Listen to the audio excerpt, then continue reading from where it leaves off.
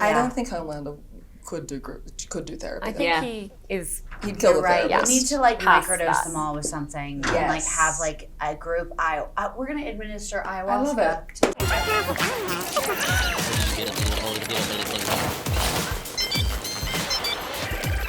So hi guys, thank you so much for having the time to talk to us. Thank you for having me. How are you? Amazing. Really good. Cool. Yeah. Thank you. Very great. So first of all, I want to talk about, The Voice is one of my favorite shows, really, and I know there must be scenes that were really hard to shoot. I know you guys actually shoot on location a lot of times, like on real locations.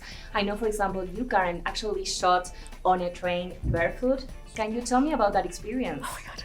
I'm so happy that she reacted that way. It was intense. You know if Karen reacted that way. It was, yes, I think it was first season when Kimiko's running away from A Train. There's a sequence where we shot in Toronto's underground abandoned train tracks. It's not used anymore, which means there's no upkeep.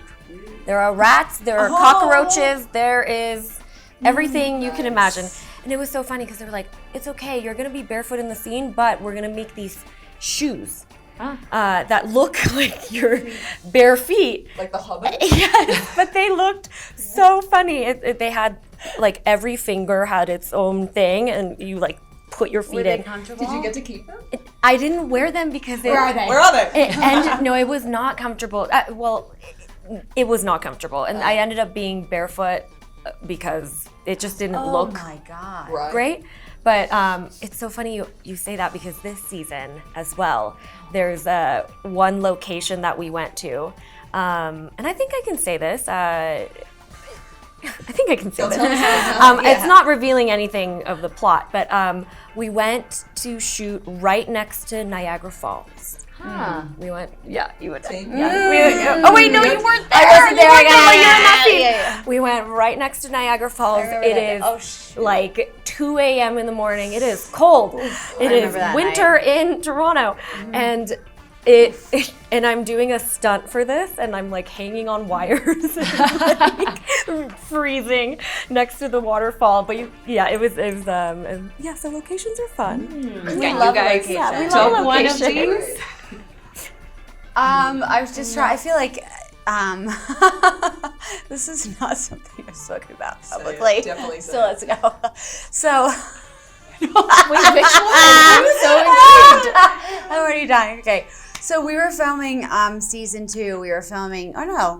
Season 2. Yeah. We were filming that scene or that like sequence where Huey and MM and I are in the car and like we sing the Billy Joel. Yeah, exactly. Like we're in that.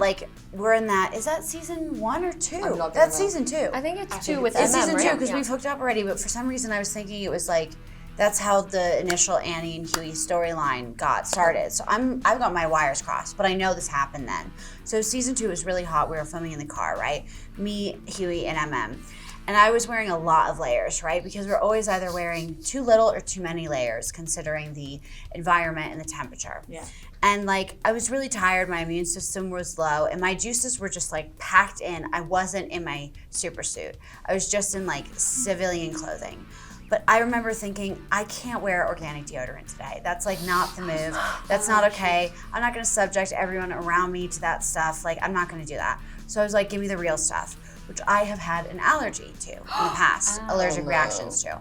So let's just say that like, given the like combination of my suppressed immune system, because I was like not sleeping super well as one does or doesn't when they're in the middle of a season. You know, we shoot really long hours and the hours are nuts, and you're shooting a night shoot and then a day shoot in the same week. Yeah. And I had like some type of reaction that like basically caused this very hot day where I was like about to pass out in all the layers. It like, let's just say that day led to like something happening there that led to like a second head. Yeah, so that's what This now. Yeah. So it all has to do with like circumstantial things on location. So I got so overheated that my body just rebelled, and that's all I'll ever say about that because I've got photographs and Yeah, I remember the pictures. it's like you can't unsee him. I You know. can't unsee him. I'm sure. She's feeling nauseous. She's like, she's feeling nauseous. She's like, I'm good. So I'm just thinking about all those days where we were so hot or so cold. But so that's what I think of when I think of On Location. I love that. And what about you, Claudia? Because I know you, blood is kind of like a part of your Listen, system. that's the worst thing that happens to me. I'm in these like fierce pantsuits and You I'm just are. having a great day. Oh, looking I fierce. just, that's slaying. it. I'm just Right. walking around in some like sexy pantsuits. and that's Can't like it. complain. And then like blood sometimes. But that's fine. No extra heads. That's it. Yeah. Super chill. I love that. So I know there's so many speeches on The Voice. Like we have the sinister birthday speech from Homelander, and we have like Huey and The Boys speech. I mean, you made some really good speeches. So do you remember some great speeches from The Voice or from another movie that you were like, you know what? I like this speech. I'm gonna take it with me, and it can be a monologue as well. Ooh. I would say the monologue from The King of Comedy with I know. Robert De Niro, that brilliant actress who's a comedian, has that. She's a stalker, and I'm blanking on her name. I feel like I need to know her name to be able to properly answer that question. But it's like one of the best monologues I've ever seen in my life. She was a very iconic comedian, is a very iconic comedian. She plays a stalker for this like very famous talk show host. And she just has this epic monologue in it that just involves a stalker catching her prey, but she's comedic and she's like trying to seduce him, and it's just brilliant. King of Comedy. Brilliant. Robert De Niro, can't go wrong. Oh no, never. I'm You can blanking. never go wrong. It doesn't matter. It's okay. That was great. And do you have one character? I or do, should yeah.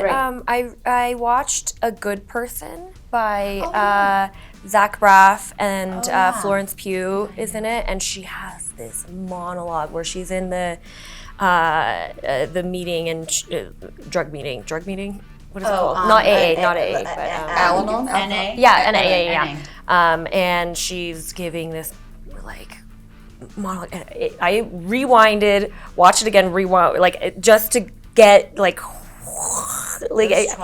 it was incredible. So yeah, that one. I thought of one. Ooh, yes. Okay. Anatomy of a Fall. Oh, Where it's like the my recording God. and Oh my when we go to the God. scene. Oh, That, yeah. Yeah. Love, It's like you love are that. in The the room. delivery. Oh my gosh, the Love, delivery love, of it love, too. love. Just I like know. Favorite. yeah. and to wrap up, well, I know that in the show, like the Deep goes through some therapy. You know, he does therapy. But if you could choose another character from the show that you were like, okay, he or she or whatever, they need therapy. Which one would it be? Pretty obvious, Wait, right? Like, he needs therapy. I mean, I need therapy. I mean, everyone needs needs therapy.